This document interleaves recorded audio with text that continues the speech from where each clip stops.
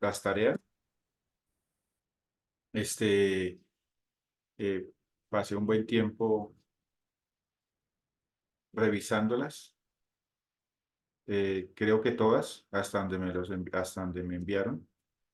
Eh, algunos con buen contenido en el sentido de bastante, otros eh, eh, más condensado, pero pues admiro que han hecho sus tareitas, ¿no? Gracias por los que se pusieron al día con el tema de la tarea de los gentiles, de Israel y de la iglesia. Es una tarea bastante importante y gracias por eso, ¿no? Eh, este, ¿Qué más les digo de la tarea? Am, bueno, y algunos pues no nos enviaron tareas, ¿no? Entonces, pues ojalá que puedan sacar un tiempito para estudiarla, ya que pues, las tareas son parte importante de todo este proceso hermenéutico como tal, ¿no? Creo que la mayoría atinó en cuanto a la tarea, en todo lo que leí, que efectivamente el tema de Filemón tenía que ver con las relaciones personales, con el tema de las ofensas, con el tema del perdón y del amor, y creo que pues eso fue notorio casi en todos, ¿no? No sé si alguien quiere compartir un poquito de la tarea, que aprendió, que le impactó. Este, Podemos pasar unos minuticos escuchándoles cómo les fue en esa experiencia de estudiar el libro de Filemón.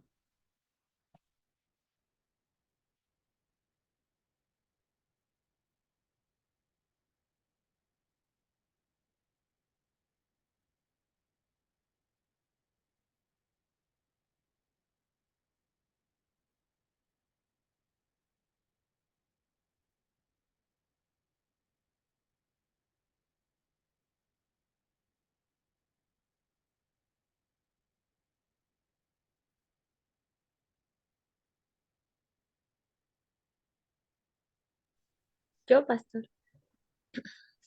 ¿Quién está por ahí? Uy, Yo, ok. Diana. ¿Qué más, Dianita? ¿Cómo te Bien, parece? ¿Qué bien. aprendiste? Pues me pareció chévere ver, o yo lo vi así, es la relación entre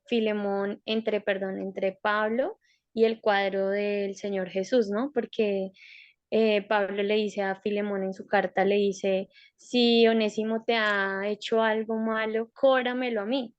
Y eso me hizo recordar que en alguna ocasión el pastor nos enseñó que el perdón es como si el Señor Jesús nos dijera, bueno, si tal persona te ofendió, cóbramelo a mí.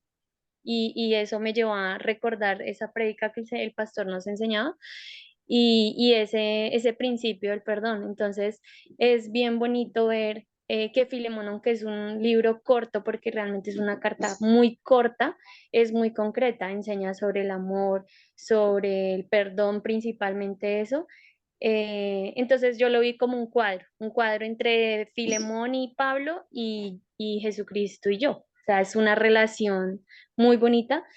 Eso, principalmente eso me impactó mucho, pues esa partecita donde decía, cóbramelo a mí. Si alguien te ha hecho algo malo, cóbramelo a mí. Eso me impactó muchísimo. Ok, gracias, Dianita. Buenas noches, Jorito, y buenas noches a todos. Disculpen la demora.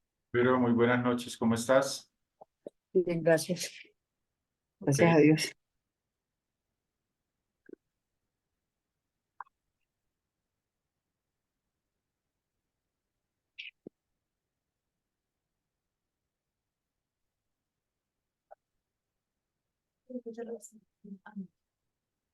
¿alguien más quiere compartir algo?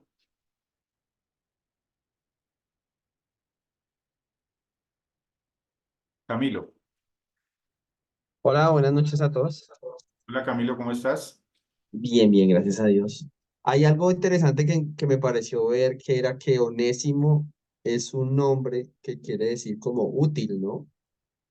Y finalmente se veía que Filemón había un punto en que como que no lo veía útil y Pablo lo que hace es recordarle lo útiles que somos nosotros para el Señor, ¿no?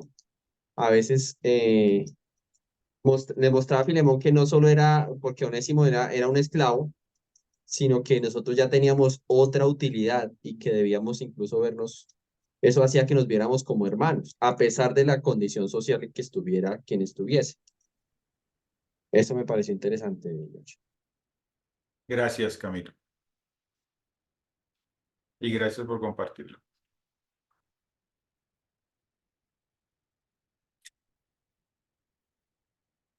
¿Quién más encontró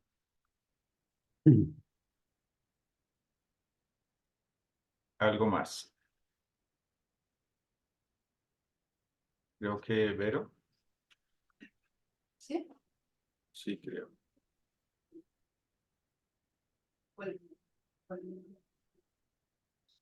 Sí.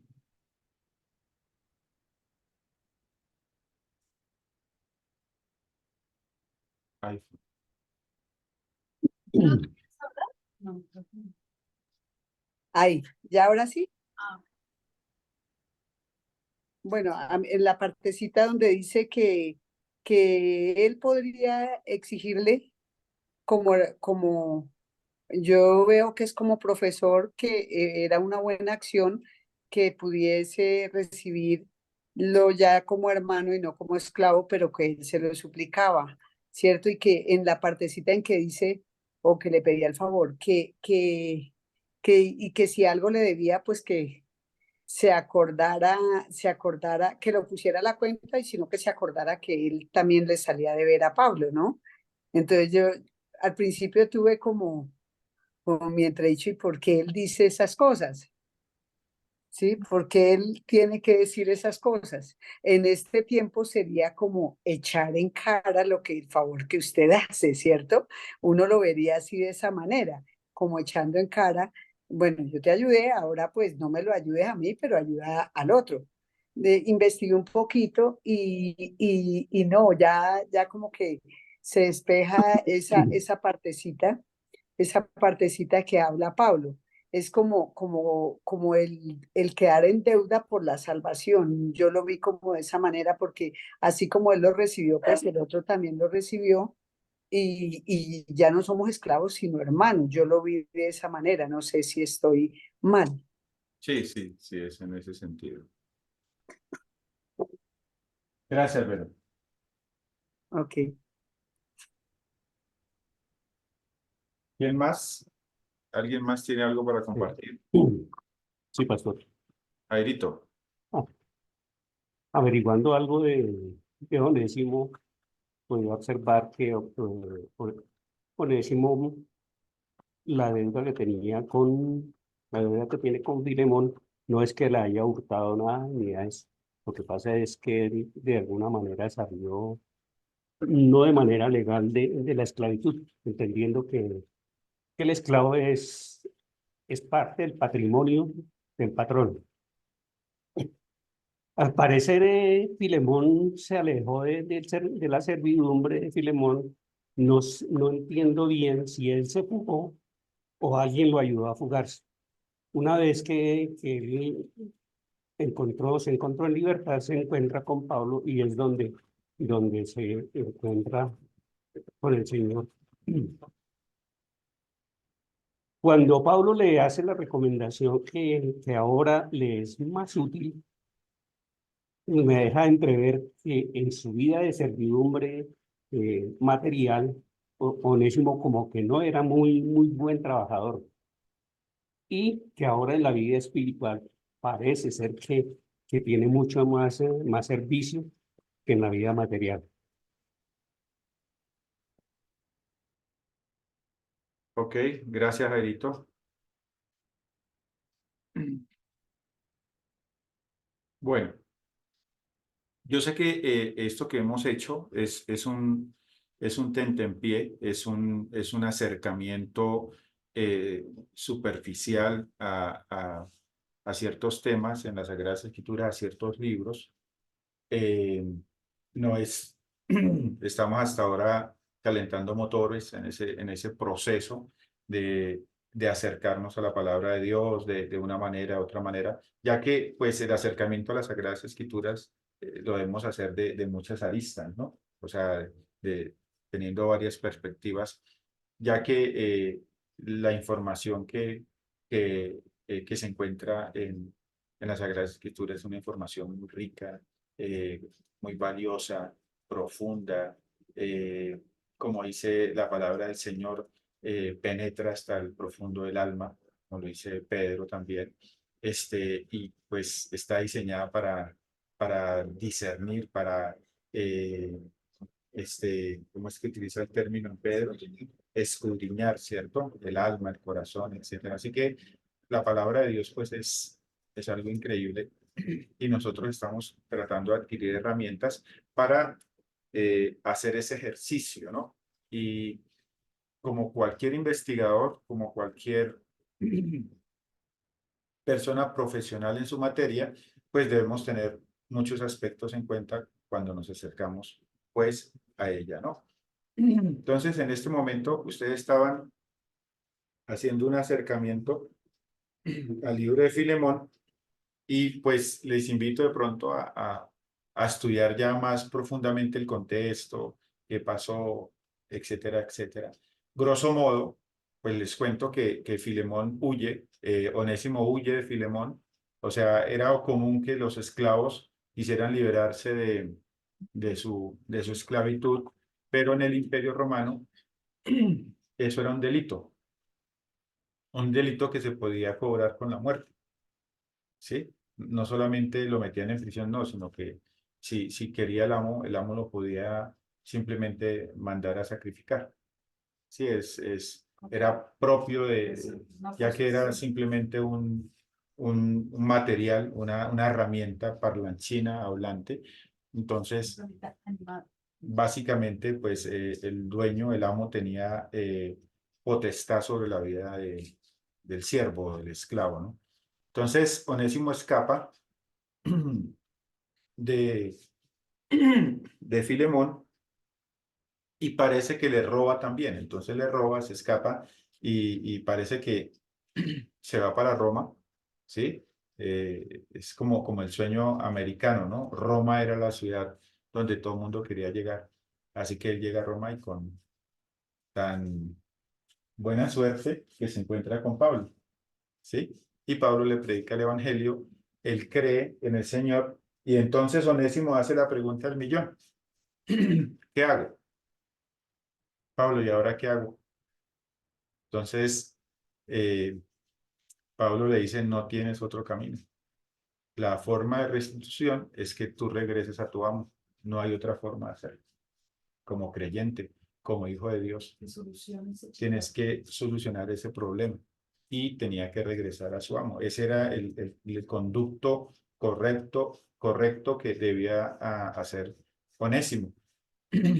Para la gloria de Dios y para el bienestar de Onésimo, Pablo y Filemón son amigos. Entonces, así que muy posiblemente ahí donde Pablo mueve sus influencias y le escribe a Filemón la carta para que reciba a Onésimo y que, como lo dice Jairito y como lo dice Camilo, ahora iba a ser más útil para Filemón porque era creyente y pues iba a funcionar de otra manera. Si tenía el valor de regresar, es porque realmente estaba decidido pues a caminar en la verdad del Señor. Entonces, hay muchas verdades que uno aprende de Onésimo, un libro de Filemón, un libro tan pequeño, pero que está cargado de sentimiento, cargado de unas gráficas hermosas como la que hemos aprendido del perdón. Eso es una forma de aplicar la palabra de Dios. Si te da cualquier ofensa cualquier cosa que te deba, ponlo en mi cuenta, es algo que he usado para el perdón, pero hay otras cosas que también se pueden sacar del libro de Filemón, ¿no? Entonces, usted puede estudiar su contexto, puede estudiar culturalmente qué pasaba con las leyes de los esclavos, cuál era la posición del amo, cuál era la posición del imperio. Entonces, en ese orden de ideas, usted puede estudiar muchas cosas de Filemón y seguir creciendo y seguir sacándole pues jugo a ese pasaje, ¿no? Entonces, pero gracias a los que hicieron la tarea y que se pusieron al día ahí y pudieron ir de la mano ahí con el tema. Voy a presentarles una gráfica para el día de hoy. A ver si la consigo. Le envío aquí. O sea, y luego listo.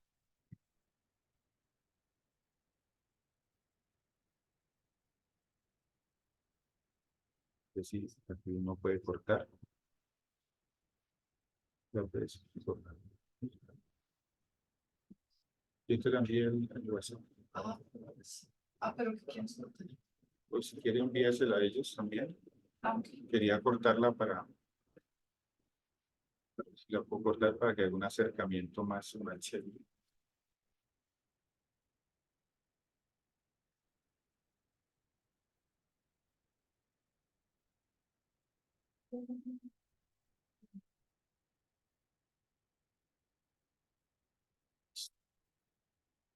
Guardar. Guardar.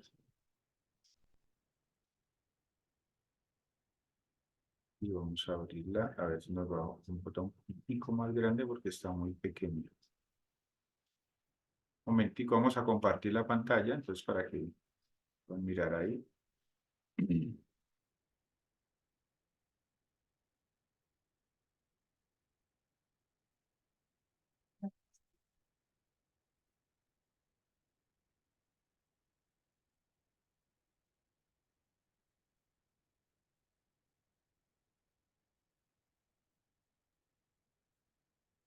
Listo, voy a compartir la pantalla entonces, ¿no?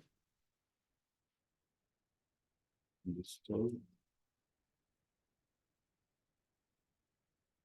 Vaya. Jennifer les va a enviar una imagen al WhatsApp Ya la para que tenemos acá. lo tengan allí. Y es esta misma imagen que están viendo. Así que una de las cosas que nosotros sí o sí tenemos que aprender es aprender a leer. O sea, nosotros tenemos que tomar en serio esa tarea, esa disciplina. A veces uno lee y no tiene en cuenta los diferentes aspectos de la mente para hacer ese proceso de adquirir información a través de la lectura, a través de llevar información a mi mente, de poner esa información de tal manera que la mente la pueda absorber. Entonces, eso es muy importante. Y en este estudio hay 10 pasos o 10 estrategias que usted puede utilizar para leer, para aprender a leer, especialmente cuando usted se acerca a las Sagradas Escrituras, que las Sagradas Escrituras pues tienen todo un mundo infinito de información, ¿no?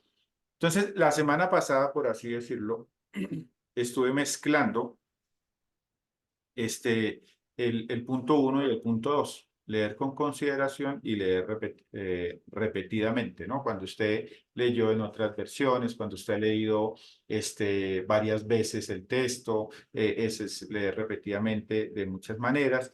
Estuvimos abordando el tema de que a veces hay que leer en otras versiones, a veces hay que escuchar, a veces que hay que pedirle a alguien que le lea, a veces hay que leer mentalmente, a veces hay que leer en voz alta. Entonces, hay muchas formas de leer las Sagradas Escrituras. Usted tiene que hacer ese ejercicio para que esa información realmente llegue a su mente, ¿no? Es muy importante que usted aprenda ese tipo de cosas, ¿no? A veces nosotros hacíamos un ejercicio en el instituto y era que nos grabábamos y luego nos escuchábamos, ¿no? Aunque a uno no le gusta la voz de uno, bueno, en mi caso, pero uno hacía ese ejercicio, ¿no? Y hay otras 8 estrategias. Vimos leer con consideración y leer repetidamente, pero leer pacientemente, ¿sí? Que tiene que ver con que usted se centre en leer, por ejemplo, un libro completo, ¿sí? Que usted lo agarre y lo lea, especialmente los libros cortos, ¿no? A veces se pueden leer completamente como el libro de Nehemías, como el libro de Esther, como los profetas menores que también son corticos, Malaquías, Filipenses, son libros que usted puede leer de una y hacer el ejercicio de lectura, de leerlos de una, ¿sí? Y eso automáticamente cuando usted los lee de una es como si usted adquiriese como la idea principal del texto, ¿no?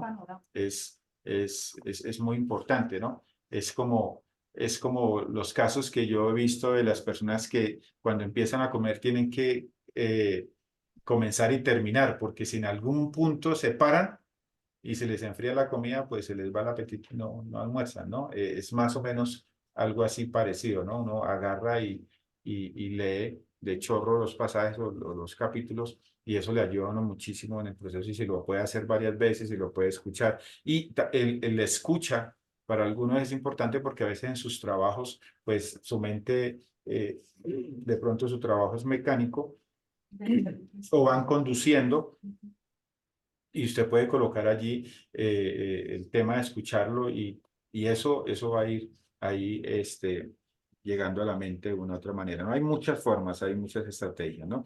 Entonces, leer pacientemente, leer selectivamente, que es el que vamos a ver hoy, que tiene que ver con el quién, el qué, el dónde, el cuándo, el por qué pasaría si yo aplicara esta verdad a mi vida, ¿no? Entonces, nosotros vamos a hacer de pronto leer selectivamente y algunos otros más, pero no los voy a ver todos. Si usted quiere hacer el ejercicio de pasar por esas estrategias para que usted aprenda a leer, pues sería genial. Ya se lo dejo a su voluntad como tal. Pero pues si lo hacemos, no podríamos llevar a cabo la estrategia de poder terminar este año de hermenéutica. Definitivamente el libro de hermenéutica está diseñado para hacerlo en 2 años y nosotros lo vamos a hacer solamente en 1 año. Así que vamos a reducir, vamos a condensar un poquito ciertas lecciones, ¿no? Después dice leer con oración, es una de las cosas que más me gusta también. Es clave el estudio de la palabra del Señor, que usted antes de comenzar pase un tiempo orando, pidiéndole al Señor sabiduría para orar y durante ese proceso para leer y durante ese proceso pues estar en esa condición de orar al Señor y hay diferentes ejercicios en ese proceso de la oración, ¿no? De la meditación y ese tipo de cosas, ¿no?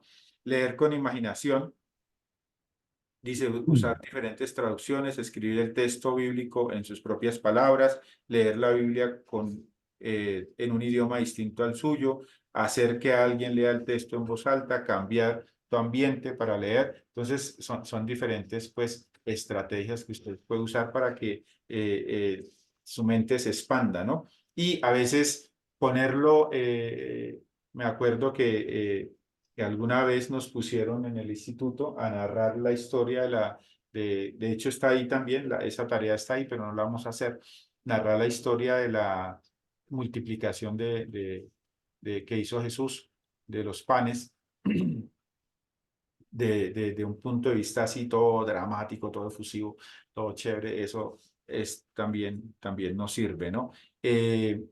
Puedo recomendarles también que cuando se trate de leer los evangelios, se vean la serie Los Elegidos, que me parece que tiene otra vez, no van a pensar como nosotros en algunos puntos doctrinales, pero el trabajo que hacen investigativo para el contexto de la ropa, para el contexto sociocultural, para el contexto religioso, para el contexto político y todo eso geográfico va a ayudarles mucho a tener como en su mente cómo eran en los tiempos de Jesús las cosas, ¿no? O de los apóstoles. Entonces es muy importante que si pueden leer, ver esta serie, es bonita, aparte es una serie y tiene su tema ahí de causar curiosidad, entonces usted va a poder seguirla viendo y les animo a verla, ¿no? Se llama Los Elegidos, está en Netflix, Sí. está en Netflix y creo que usted la puede leer por por el celular la puede ver gratis, todos los capítulos, ¿no? Leer meditativamente, tomar tiempo, pensar en la palabra de Dios todo el día, reflexionar en ella, escucharla a través de audio o a YouTube también tiene la palabra de Dios de muchas maneras, dramatizado, etcétera. Y usar la meditación, a veces pensamos que no sabemos meditar, pero si en este momento usted está preocupado por algo, usted ya sabe meditar. Porque digamos que la preocupación por cosas acá es como la parte eh, eh, a veces poco productiva, porque a veces uno se preocupa por algo porque quiere buscar una solución, pero muchas veces es la parte o la facultad humana poco productiva para de meditar. Pero a veces cuando usted tiene buena información y empieza a meditar y empieza a mirar, pero la mente es increíble. O sea, usted tiene una mente que usted incluso puede armar cosas en su mente, ¿sí? Si usted se acostumbra a usar su mente como mesa de trabajo y es espectacular. Bueno, ¿qué pasó? Esto lo dijo Nehemías. Nehemías, ¿dónde estaba? Era copero del rey. Usted investigó que era copero. Está frente al rey, por qué él estaba tan nervioso de hablar con el rey, qué papel jugaba tan importante el copero, qué era lo que le iba a pedir. Usted se pone allá en eso a través de la imaginación y a través de meditar qué era lo que estaba pasando, pues usted va a crecer y usted va a aprender mucho de Dios. Entonces, es un tema bastante importante, ¿no? Leer con propósito. Digamos que ahí vamos a ver, cuando lleguemos allá, que es una de las lecciones que vamos a ver, el tema del verbo, el tema del sujeto, el tema, todo lo que es los componentes gramaticales de la oración, ¿sí?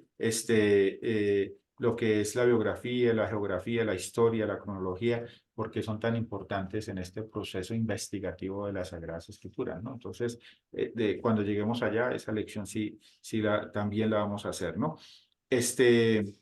Leer para adquirir, dice, para que sea tuyo, que tenga un significado especial para ti, involúcrate con el proceso del estudio y de la lectura, ¿no? A veces cambiar el pronombre y ponerte a ti en la lectura, eso también ayuda en el proceso, ¿no? Y leer telescópicamente, que muy posiblemente también la veamos, ¿sí? Ver las partes a la luz del todo, buscar los conectores, prestar atención al contexto, evaluar el pasaje a la luz del libro entero y mirar el contexto histórico del libro. Entonces ahí vamos a aprender un poquito del tema de contextos, ¿no? Entonces, ¿por qué es tan importante? Entonces, digamos que estas son las 10 estrategias para que usted aprenda a leer, para que usted aprenda a adquirir, a acercarse a las Sagradas Escrituras de muchas maneras. La Biblia no es simplemente cuestión de, ay, la leo y ya, ¿sí? No, hay que hacer todo un ejercicio mental para que ella te impacte, para que ella haga el trabajo que debe hacer en nuestro corazón, ¿no? Y cuando hacemos el proceso, aunque usted no lo crea, pero cuando usted está haciendo el proceso del acercamiento, el estudio de las Sagradas Escrituras, usted se acerca al cambio, usted se acerca al crecimiento, usted se acerca a la madurez, porque es la palabra la que sana, la que restaura, la que transforma. Es la palabra la que hace el proceso. La invitación o el mandamiento del Señor es a que tú te acerques a Él, pero es la palabra de Dios que es luz la que realmente ilumina tu ser. Entonces, por eso las diferentes estrategias para que tú te acerques a ella, ¿no? Y eso es muy, muy importante, ¿no? No sé si alguien tiene ahí algo para preguntar o compartir.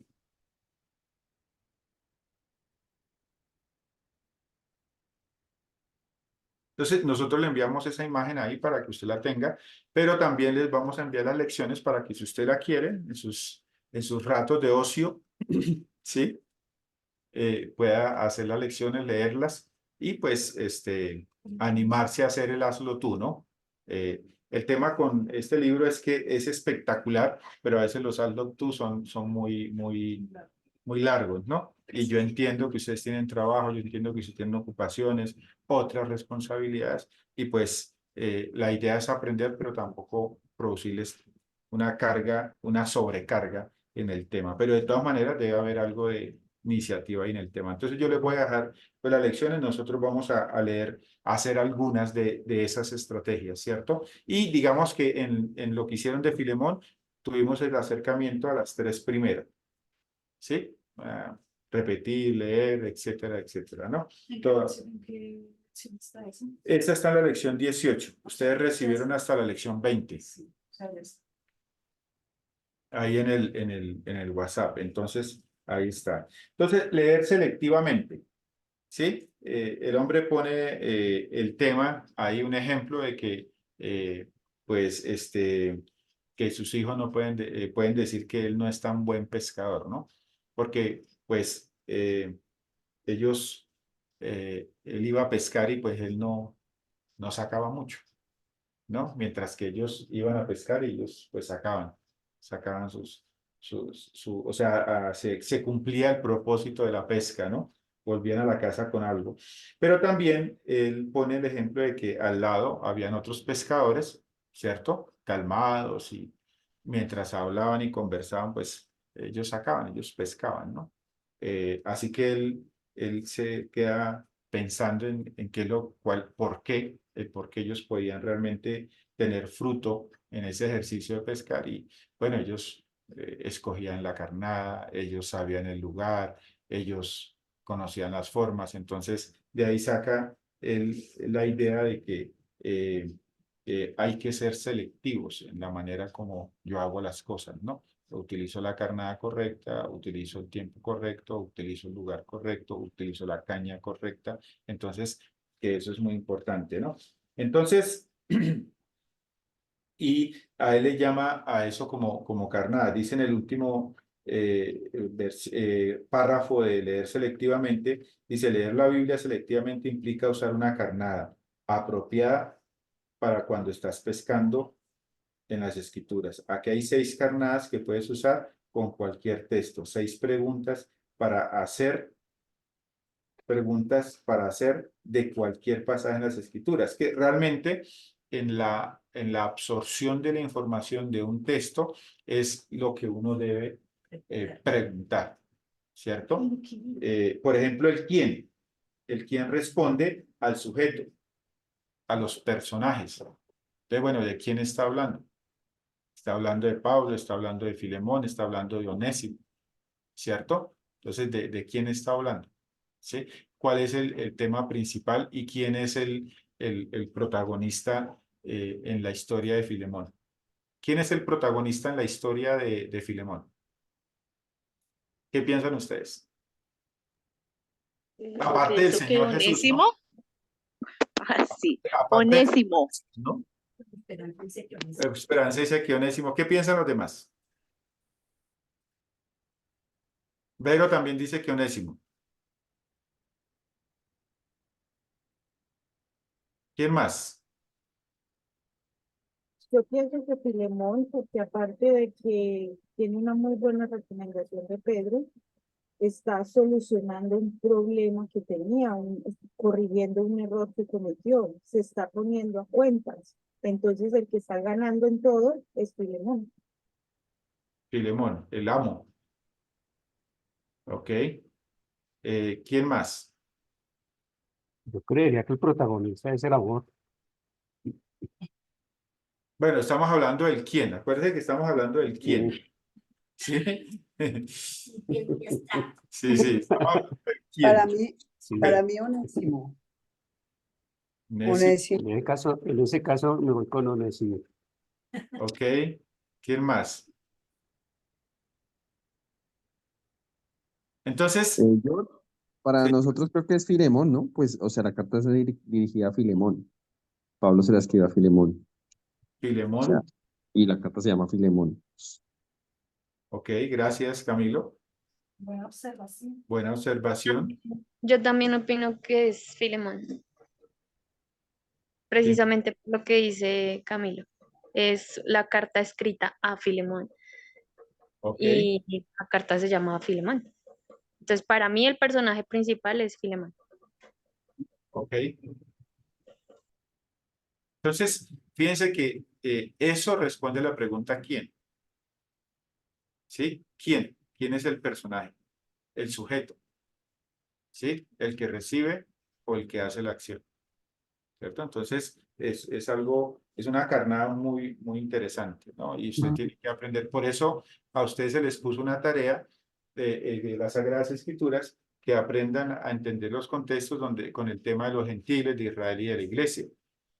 Usted tiene que aprender, por ejemplo, si está leyendo una carta del Nuevo Testamento, por lo general dice a los santos que están en Colosas, a los santos que están en Corinto, a los santos que están en Éfeso. Eso quiere decir que se refiere a unos santos que están en Éfeso, y usted ya usted puede presumir a ciencia cierta que está hablando de la iglesia, y la iglesia del judío gentil. Entonces está hablando de una iglesia compuesta por dos grandes grupos de personas, judíos y gentiles, ¿cierto? Entonces ya usted tiene un contexto. Entonces, ¿qué pasa con el tema del quién? Cuando usted descifra qué es el quién, la lectura debe ser trazada por ese quién. Si está diciendo que son los santos, usted no puede aplicar esa escritura a incrédulos. No sé si me hago entender, porque ya fue dirigida a los santos, a la iglesia. Entonces, el quién es importante saberlo. No sé si me hago entender. ¿Sí? Entonces, es muy importante saber el sujeto, saber el quién, de quién están hablando ahí en el proceso, ¿no? Muy bien. ¿Qué dice acerca de las personas? ¿Quiénes son? ¿Qué cultura tienen? Todo eso es muy importante en ese proceso del quién, ¿no? O sea, usted va a tener que analizarlo ahí en el tema. Por ejemplo, cuando nosotros hablamos de Josué, ¿sí? Josué, el libro de Josué, y dice, pero ¿quién era Josué? ¿Sí? ¿Y por qué fue elegido? Para regir, o sea, ¿por qué Josué fue elegido para seguir la tarea, el trabajo de Moisés, y por qué se le dio a esa tarea de entrar el pueblo de Israel a la tierra prometida? ¿Quién era Josué? ¿Sí? Y entonces eso es muy importante, porque usted estudia la historia y se da cuenta que Josué era el siervo que realmente acompañaba a Moisés para todas partes. Pero también es uno de los espías que defendió el tema de tomar la tierra prometida y la palabra que Dios había dicho. También es uno de los únicos que sobreviven a la disciplina del Señor, de los únicos adultos que sobreviven a la disciplina del Señor. Entonces, Josué no era cualquier persona. Entonces, por eso es muy importante estudiar el quién, ¿no? En todo ese proceso. Muy bien, en segundo punto, ¿qué dicen esas personas? O sea, ¿qué es lo que están diciendo? ¿Sí? Ponen aquí el ejemplo de la transfiguración de Jesús, y Pedro le dice estaba Pedro, muy posiblemente Elías y Moisés, y que se aparecieron transfigurados. O sea, fue una locura. Yo ni sabría cómo explicar ese acontecimiento, y Pedro le dice, Señor, le hago una enramada aquí para nosotros, y estamos todos aquí.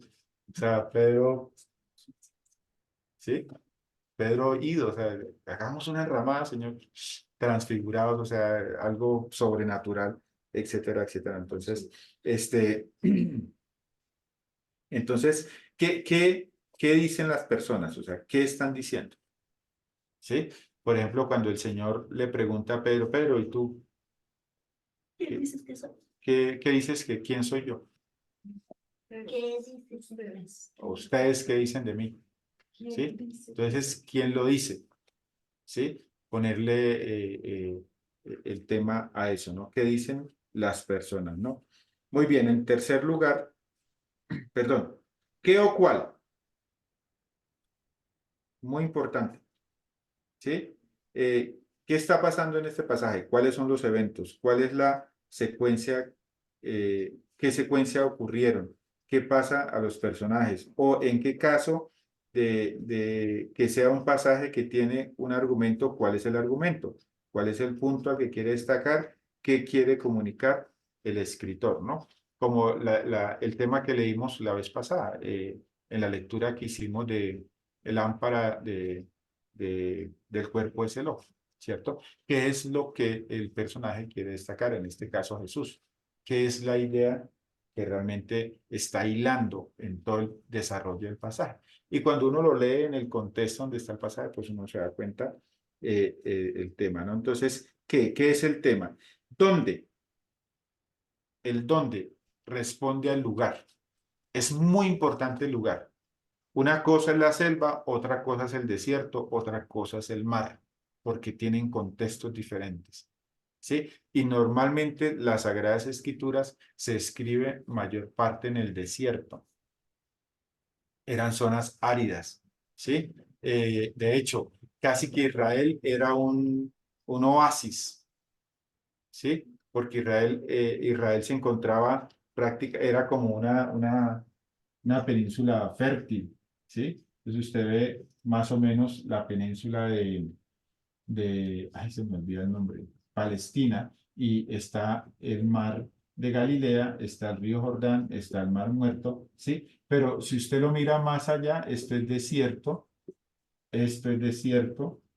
De hecho, muchos creían que esto era un corredor para llegar a Egipto o a África, con lo cual era apetecido. Entonces, ¿dónde ocurren los eventos? Eso es muy importante. El lugar, ¿sí? Es especial y ustedes deben tener en cuenta eso, analizarlo.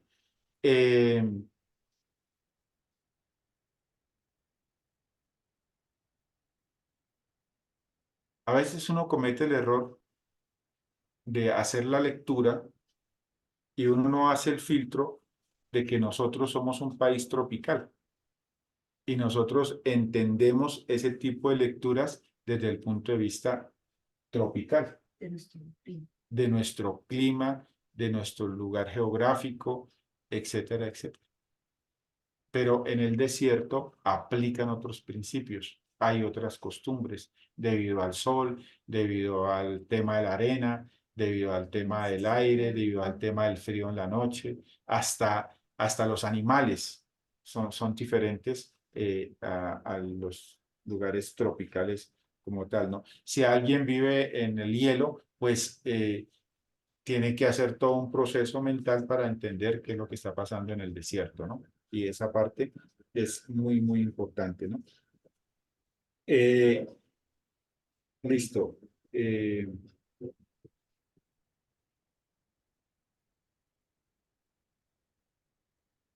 Ok. ¿Cuándo? El otro tema, la otra carnada es cuándo, que responde al tiempo, ¿sí? ¿En qué tiempo ocurrieron los eventos, ¿no? Uno a veces hace el cronológico y la gente piensa que uno está hablando del siglo pasado, ¿sí? Y resulta que uno está contando una historia de 3.000 años, de 2.500 años atrás, ¿sí? Y es muy importante. En el caso, por ejemplo, cuando usted enseña el cronológico, cuando uno está enseñando la creación, muchas veces uno está hablando de un tiempo, o sea, de un libro que se escribió hace 3.500 años, en el contexto en el que se escribe Génesis, y está diciendo de cosas que descubrieron hasta hace 200 años. Entonces, uno cuando pone en contexto el tema del tiempo, le ayuda a entender al oyente, mira, estamos hablando de un libro antiquísimo, pero conserva un valor de verdad y todo eso lo pueden usar en el proceso. Entonces los tiempos son muy, muy importantes, si es antes de Cristo, si es después de Cristo, si es el Antiguo Testamento, si es el Nuevo Testamento, en qué tiempo se escribió, el Nuevo Pacto, el Antiguo Pacto, todo eso tienen un contexto de tiempo muy, muy importante. Por ejemplo, Hebreos 1:1 dice, Dios habiendo hablado muchas veces de muchas maneras a los padres por los profetas, en los posteriores días nos ha enviado, nos ha hablado a través de su Hijo a quien constituyó heredero de todo. Pero dice que Dios habiendo hablado en otro tiempo, y cuando usted pone los tiempos, ¿sí? En otro tiempo, Dios habiendo hablado en otros tiempos a los padres por los profetas, entonces automáticamente te envía el Antiguo Testamento y al tiempo de los profetas. ¿Sí? No está hablando del tiempo presente de los profetas ahí, sino en otro tiempo, y nos ha enviado a su Hijo. Entonces, fíjense que automáticamente, si usted aprende a armarlo, pues usted dice, ah, bueno, está Jesucristo, pero habló en otro tiempo atrás. Usted puede incluso hacer una gráfica. Ay, me regala un pedacito de papel. Usted puede hacer una gráfica y ubicarse en el tiempo. A mí me gustan mucho las líneas de tiempo. O sea, es algo que uso generalmente para cuando estoy haciendo las enseñanzas. Me gusta mucho la línea del tiempo porque la línea del tiempo sitúa a la mente del oyente en dónde están ocurriendo pues los eventos, ¿no? Ese cuándo es muy, muy importante. Es tan valioso como el dónde ocurren los eventos. Entonces, si yo hablo de Hebreos 1:1, ¿cierto? Yo pongo a Cristo aquí y digamos que Hebreos se escribió en el 70 después de Cristo.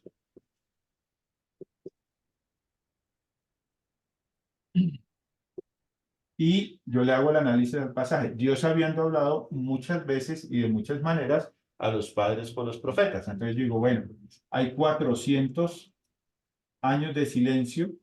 El último profeta que escribe es Malaquías.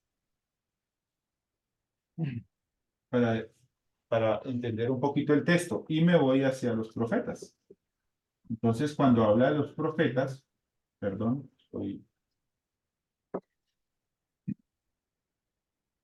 cuando habla de los profetas, prácticamente se refiere a todo lo que es el Antiguo Testamento. Entonces, él está hablando que él le habló a los padres, o sea, a los padres judíos, por los profetas. Mira que hasta ahora estoy observando el tiempo y no estoy interpretando absolutamente nada. Simplemente dice, Dios, habiendo hablado muchas veces y de muchas maneras, claro, usted lee los profetas y de muchas maneras a los padres profetas en los posteriores días, o sea, en el tiempo presente, más presente, Del que escribió el libro. ¿cierto? De aquí el que está escribiendo el libro nos ha hablado a través de su hijo. Esto solamente lo estoy haciendo el análisis con el dónde, perdón, el cuándo ocurrieron los eventos. Entonces el factor tiempo es muy importante porque automáticamente a usted lo pone en contexto del tema. ¿Sí? Y eso es una parte muy, muy importante, ¿cierto? Incluso el cuándo, en el tiempo del Imperio Romano, el cuándo en el tiempo del Imperio griego, por ejemplo, estudiando Isaías, viene el tiempo de Ciro, ¿cierto? Que es los medos y los persas. Pero Dios tiene en buena estima a los medos y los persas. Es diferente con el rey de Babilonia. Entonces, eso, el cuándo ocurren los eventos, es un factor muy, muy importante.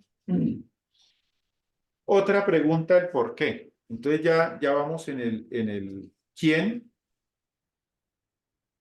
¿cierto? En el qué o cuál, en el dónde, en el cuándo y en el por qué. Dice, hay una infinidad de porqués que podemos hacer al texto bíblico. ¿Por qué este evento está registrado? ¿Por qué incluyeron este detalle? ¿Por qué está en esta parte? ¿Por qué sigue al relato anterior? ¿Por qué precede al relato o pasaje? ¿Por qué dijo esto o esta persona? ¿Por qué guardó silencio? ¿Por qué? Es una pregunta que busca una respuesta o una razón, ¿cierto? Por ejemplo, en la parábola del hijo pródigo se encuentra únicamente en el Evangelio de Lucas y no está en el libro de Mateo, de Marcos y de Juan. ¿Por qué?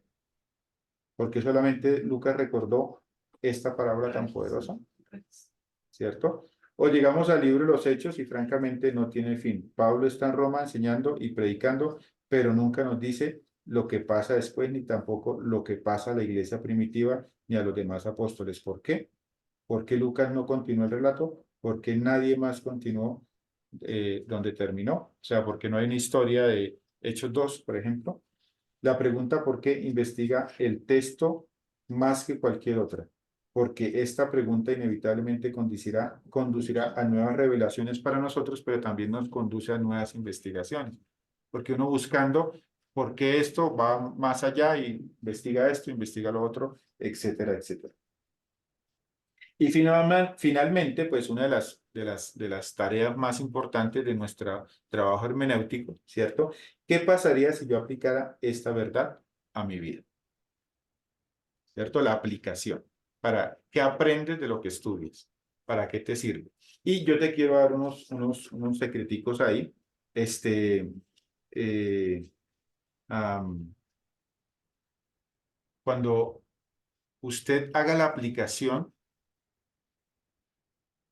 busca, o sea, el trabajo suyo es para qué te sirve en el momento crucial de tu vida. Busca una aplicación del día a día tuyo, no generalice. Por ejemplo, yo estoy hablando de Onésimo y yo estoy hablando de si alguna cosa te debe poner en mi cuenta y estoy recordando el perdón, entonces yo puedo llevarlo, bueno, ¿con quién tengo problemas? Personales. ¿Con quién ¿Quién no he perdonado? ¿Quién me ha ofendido? tengo problemas ahora? ¿Quiénes me han dado el placer? Cuando usted dice, no, este pasaje me recuerda lo importante que es el perdón, ¿sí? Eso es general. Es importante esa verdad, pero cuando hay una aplicación es que usted trate de encontrar en tu diario vivir para qué te sirve en ese momento en particular de tu vida. ¿Sí? Eso es una aplicación. Sí, usted puede trabajar en eso. Seguro que tenemos muchas oportunidades en las cuales podemos aplicar lo que aprendemos de la Sagrada Escritura. ¿Para qué me sirve el perdón? ¿Sí?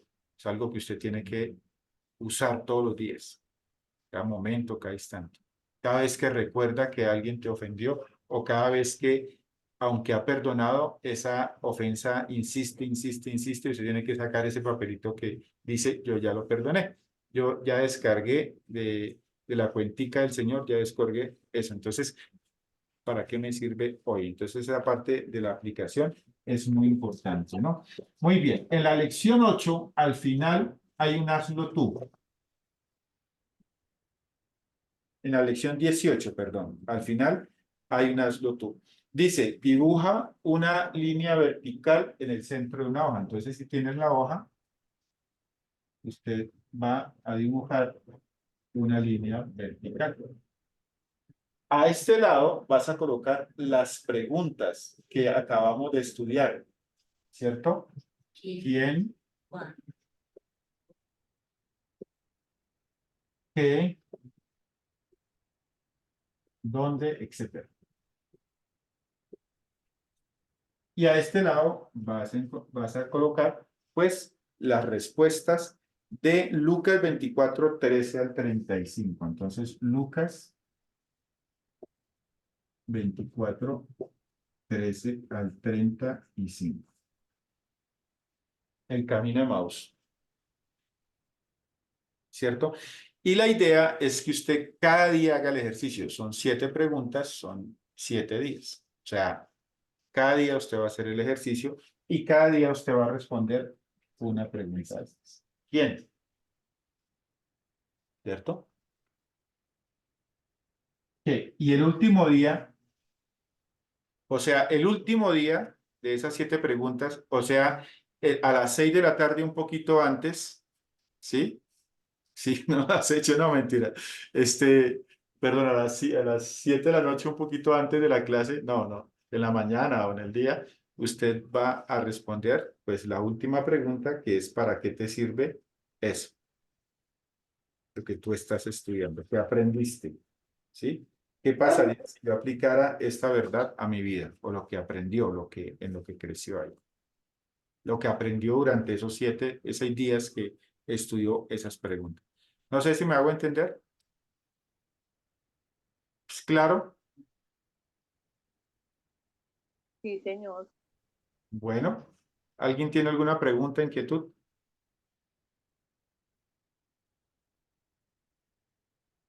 Entonces, nuevamente, les vamos a enviar ese material. Si usted quiere estudiarlo, lo que no vamos a estudiar como parte de su ejercicio personal, lo pueden hacer y ustedes van a crecer, ¿no? Pero nosotros solamente de esas 10 formas de leer, solo vamos a estudiar algunas. ¿Listo? Muchas gracias. Dios les bendiga y nos vemos dentro de 8 días, Dios mediante. Gracias. Gracias. Hasta Gracias. Yo- Gracias. Hasta luego, gracias. Gracias, buenas noches, que descansen. Gracias, buenas noches a todos. Buenas noches, bendiciones.